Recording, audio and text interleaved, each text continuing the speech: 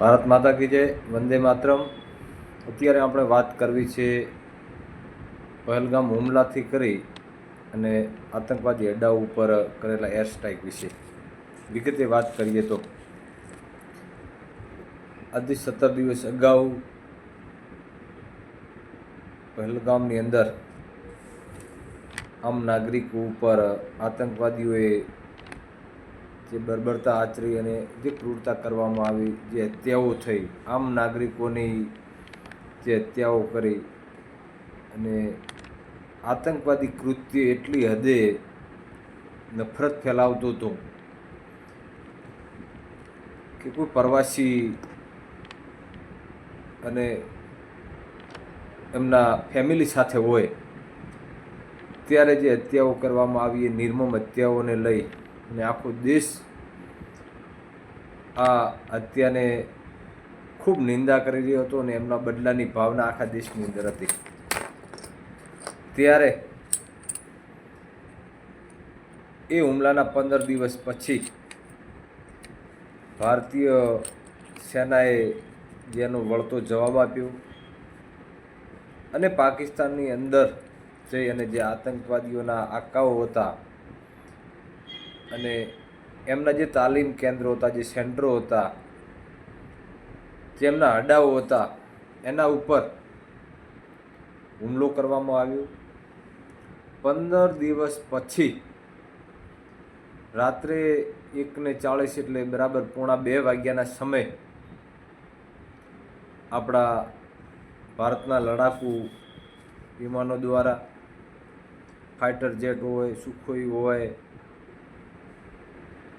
અને આપણી ભારતીય સેનાની ત્રણેય પાંખોની આની અંદર સંપૂર્ણ યોગદાન અને ભાગીદારી હોય, ખૂબ તાલમેલ સાથે જબરજસ્ત સૂઝબૂછથી આ હુમલો કરવામાં આવ્યો અને એની અંદર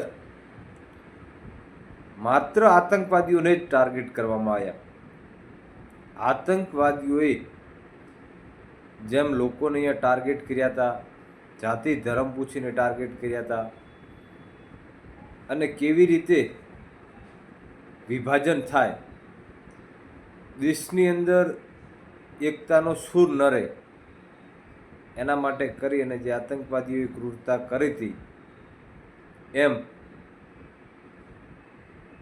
માત્ર આતંકવાદીઓને ટાર્ગેટ કરીને જબરજસ્ત હુમલો કરવામાં આવ્યો અને આ મિસાઇલો દ્વારા એમના જે અડ્ડાઓ હતા, એમના બિલ્ડિંગો હતા, જે એમનું બાંધકામ હતું, એમના આકાઓ જ્યાં રહેતા હતા, એને બરાબર નજરમાં રાખીને એના ઉપર વિસ્ફોટ કરવામાં આવે છે, મિસાઇલ દાગવામાં આવે છે અને એની અંદર મોટા પ્રમાણમાં ખાત્મો થયાના સમાચાર મીડિયા, સોશિયલ મીડિયા અને લોકમુખે વહેતા થાય ત્યારે લોકોની અંદરની લાગણીઓ, લોકોનામાં એક આનંદ અને જે બદલાની ભાવના જોરાઈ રહી હતી.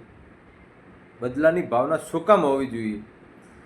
તો કે બદલાની ભાવના ત્યાં હોય જ્યાં ખોટું થતું હોય, નિર્મમ લોકોની હત્યા કરવામાં આવતી હોય, જેમનો માત્ર ને માત્ર ઉદ્દેશ હોય શાંતિભંગનો અને લોકોનું રક્ત પીવાનું જેમની ટેવ પડી ગઈ હોય, દેશ અને દુનિયા જેમનાથી કંટાળી ગઈ હોય, એ આતંકવાદીઓના આકાઓ ઉપર ભારતનું સૈન્ય ત્રાટકે છે અને આપણી ભારતની ત્રણેય પાંખોની સૂઝબૂછ અને એમની તાલીમને દાદ આપવી પડે એવી કામગીરી બિરદાવવાને લાયક ભારતના દરેક નાગરિકો એમને અભિનંદન પાઠવી રહ્યા છે. ત્યારે ભારતના દરેક નાગરિકોએ સૂઝબૂછથી,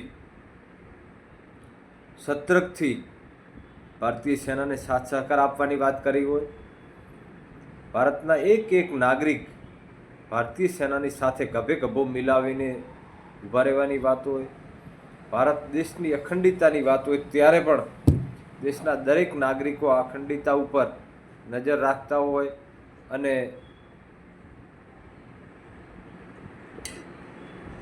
દરેક જગ્યાએ જ્યાં જરૂર પડે ત્યાં ભારતના નાગરિકો ભારતની સેનાની સાથે હોય.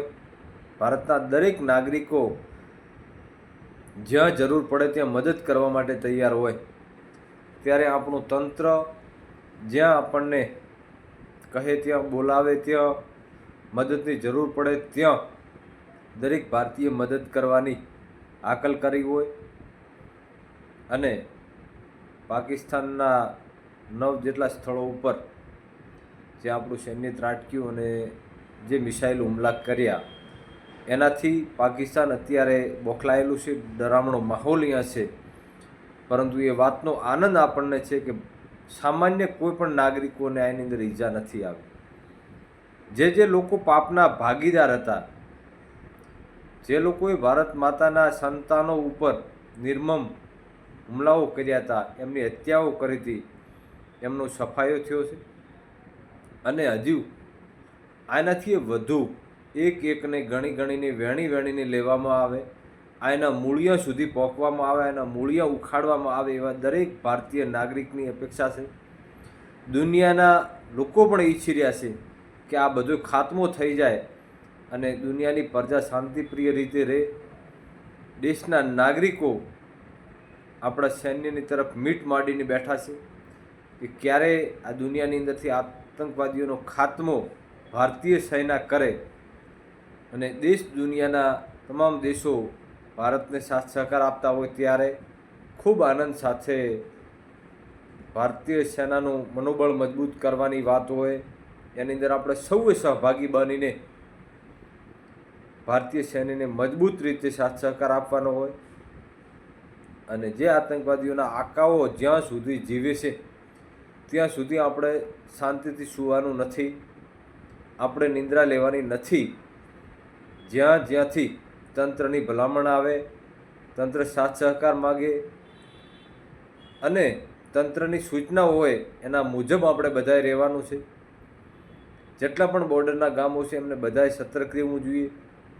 આપણું તંત્ર એટલે કે આપણી સ્થાનિક અહીંયાની પોલીસ હોય, પોલીસને જેટલો પણ સાથ સહકારને સહયોગની જરૂર પડે, આરોગ્યની ટીમને જેટલો સાથ સહકારને સહયોગની જરૂર પડે, જે પણ આપણું તંત્ર છે જ્યારે સાથ સહકારને સહયોગ માગે ત્યારે ખડા પગે રહીને આપણે એમને સાથ સહકાર આપવો પડશે. અને ભારતીય સેનાને જ્યાં જરૂર પડે, જ્યારે જરૂર પડે, જેવી જરૂર પડે એની અંદર દરેક ભારતીય મદદ કરવાની જરૂર છે. અત્યારે જે પરિસ્થિતિ ઊભી થઈ છે અને દુનિયાના દેશો ભારત ઉપર મીટ માંડીને જોઈ રહ્યા હોય ત્યારે આપણે સૌએ મજબૂત થઈને ભારતીય સેનાના પડખે ઊભું રહેવું પડે.